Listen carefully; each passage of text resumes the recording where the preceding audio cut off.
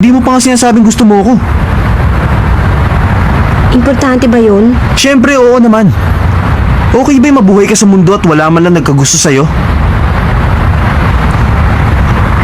Ayan ka na naman, sa tuwing pinag-uusapan natin to, umalis ka. Lagi kong sasabi sa'yo, gusto kita. Masama ba Gusto kung... kita.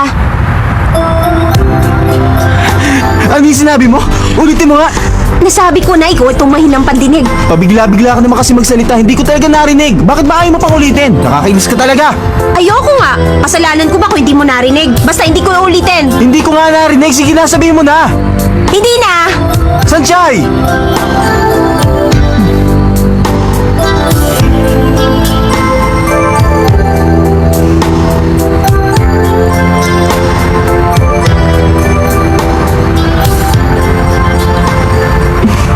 Gusto kita.